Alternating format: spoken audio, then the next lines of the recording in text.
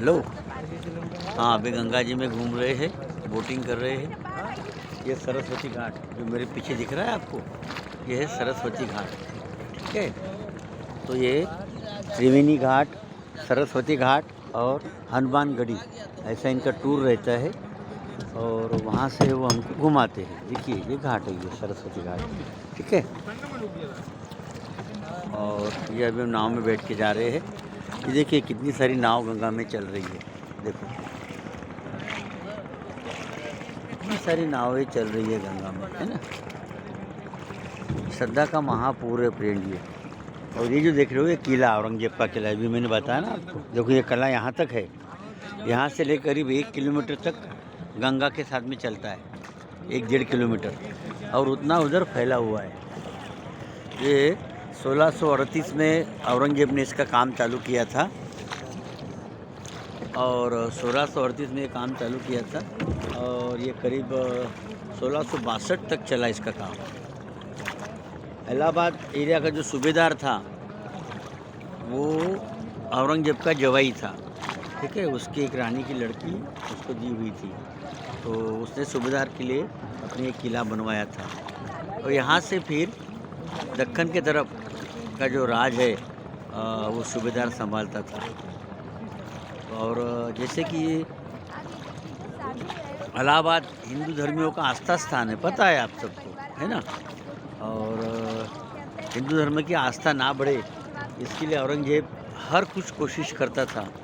उस कोशिश में उसने इलाहाबाद में किला बनवाया था और यहाँ से वो गतिविधियाँ, वृंदावन का है, बहुत लोग को परेशान कर रहा है इस टाइम। मैं भी देखा था, वो चीज़ बहुत गलत है। वो कन्वर्ट कर रहा था। हाँ, ऐसा है। फिर उसने यहाँ से हिंदू धर्म को कंट्रोल करने की बहुत सारी कोशिश की है। सूबेदार को भी इंस्ट्रक्शन दी। आपने औरंगजेब के फतवे पढ़े होंगे ना, एक हिंदू को मुसलमान बनाओ तो 8 दिनार पाओ, दिनार नहीं उस टाइम की रुपया पाओ, तब रुपया ही था शायद, हाँ तब भी रुपया ही था, तो 8 रुपया पाओ। ऐसे वो फारसी में ऐसे लेटर बने हुए, फरमान, उसको फरमान बोलते, ऐसे फरमान बने औरंगजेब के। वो फरमान यही किले से निकलते थे जब औरंगजेब यहाँ पे आके रुकता था। क्योंकि उत्तर भारत में और फिर महाराष्ट्र की तरफ, एमपी की तरफ हिंदू बहुत तादाद में थे, तो उसका एम इधर ही था कि भैया इधर का हिंदू अगर मैं पूरा मोमेडियन कर दूँ तो फिर एक क्षेत्र मेरा अमल रहेगा। लेकिन उसको सुरंग लगाया छत्रपति शिवाजी महाराज ने। फ्रेंड्स, अगर छत्रपति नहीं होते तो आप हम हिंदू नहीं होते, मेरा नाम भी हिंदू नहीं होता, आपका भी नाम हिंदू नहीं होता। आप में से बहुत लोगों को छत्रपति तो अभी समझे ही नहीं है ना। छत्रपति सिर्फ जय शिवाजी, जय महाराष्ट्र, जय भवानी यहाँ तक समर्पित नहीं है, यहाँ तक सीमित नहीं है दोस्तों। छत्रपति जानना है, रायगढ़ जाके आओ। छत्रपति जानना है, राजगढ़ जाके आओ। छत्रपति जानना है, शिवनेरी जाके आओ। छत्रपति जानना है, कोंढाना जाके आओ। गुना के आजू बाजू में करीब 350 किले छत्रपति के, है ना। वह ध्वज पताका जो छत्रपति शिवाजी महाराज में लगाई थी, उसके कारण हिंदू धर्म टिक पाया, रह पाया। उसके बाद में वो ध्वज पताका उतने ही जोर शोर से आगे बढ़ाई छत्रपति संभाजी राजे ने। एपिसोड में अगर छत्रपति संभाजी राजे असामयिक मृत्यु नहीं होती तो दोस्तों आज का इतिहास बहुत कुछ अलग होता है ना।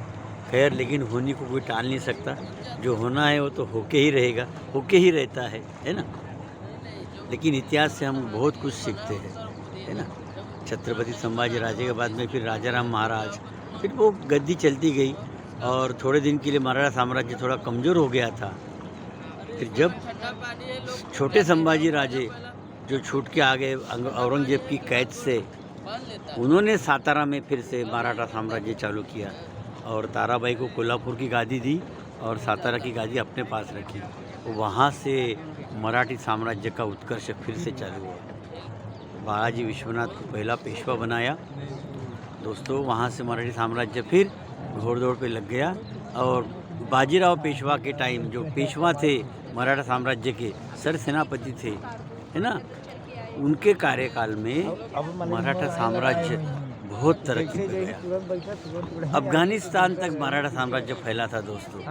कलकत्ता, वेस्ट बंगाल, उत्तर प्रदेश, मध्य प्रदेश, है ना, दिल्ली, यहाँ तक कि दिल्ली भी काबिज कर लिया था। सिर्फ दिल्ली पे मराठा राजा नहीं बिठाया उन्होंने, क्योंकि मुस्लिम बहुल एरिया था, इसलिए एक नामदारी मुस्लिम राजा बिठा दिया था।